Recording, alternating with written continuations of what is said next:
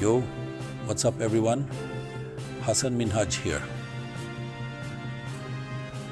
Today we're diving deep into some serious business, the Pakistan Penal Code, specifically Chapter 16. This chapter deals with offences affecting the human body. It's the legal backbone protecting individuals from harm. We are talking about everything from murder to assault, kidnapping to sexual assault. This stuff is the bedrock of a safe society. Now, you might be thinking, Hassan, this sounds heavy. And you're right, it is. But understanding these laws is crucial. They're not just words on paper. They represent the values we hold dear, the right to life, safety, and dignity. This chapter is all about drawing lines in the sand. It tells us what's acceptable and what's not when it comes to interacting with others. And when those lines are crossed, there are consequences. So buckle up as we break down the complexities of Chapter 16.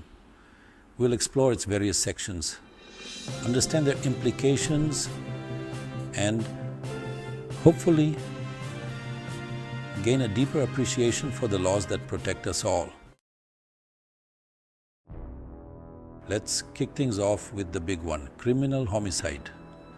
This is covered in sections 299 to 311 of the Pakistan Penal Code. Now, homicide is a broad term. It simply means the killing of one human being by another. But within this, there are different degrees of culpability, each with its own set of legal consequences. We've got qatl-e amd, which is basically premeditated murder.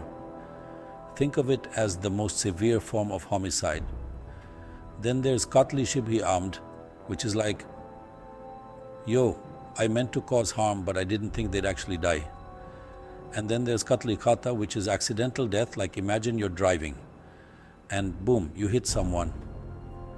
It was an accident, but someone still lost their life. The punishments for these offenses vary depending on the circumstances. We're talking about life imprisonment, rigorous imprisonment, even the death penalty in some cases.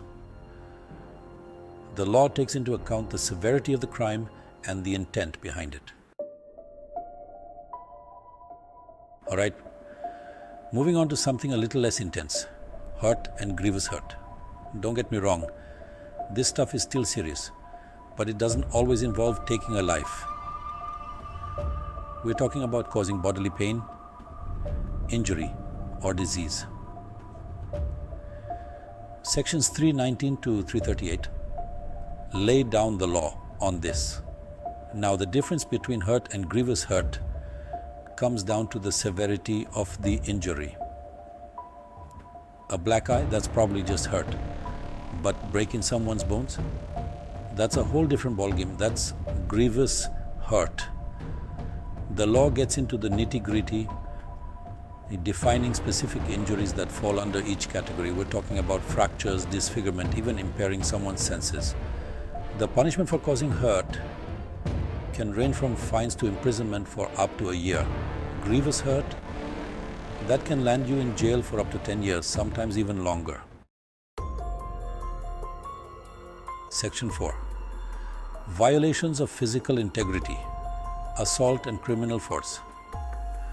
Let's talk about personal space, people, because when someone violates that, we're talking about assault and criminal force. Sections 339 to 348 are all about protecting individuals from unwanted physical contact. Assault is basically when you make someone think you're about to use force against them. Think of it like this, you swing a punch at someone but miss. Even though you didn't make physical contact, you still committed assault because you created fear and apprehension. Criminal force, on the other hand, is when you actually touch someone without their consent. This could be anything from a shove to a full-on attack. The law recognizes that everyone has the right to bodily integrity. No one has the right to touch you without your permission. The punishment for these offenses varies depending on the severity of the act. We're talking about fines, imprisonment, and in some cases both. Section 5, deprivation of liberty, kidnapping and forced labor. This next one is all about freedom, or rather the lack of it. Kidnapping, abduction, slavery, forced labor. These are serious offences that strike at the core of our basic human rights. Sections 359 to 374 cover these crimes. Kidnapping is basically taking someone away against their will. It's about depriving someone of their liberty, holding them captive. Abduction is similar, but it often involves taking someone away with the intent to marry them or force them into slavery. And speaking of slavery, yeah, that's still a thing in some parts of the world. Forcing someone to work against their will and exploiting them for labor, that's a violation of their fundamental human rights. The Pakistan Penal Code takes a hard line against these offences. We're talking about serious jail time, sometimes even life imprisonment.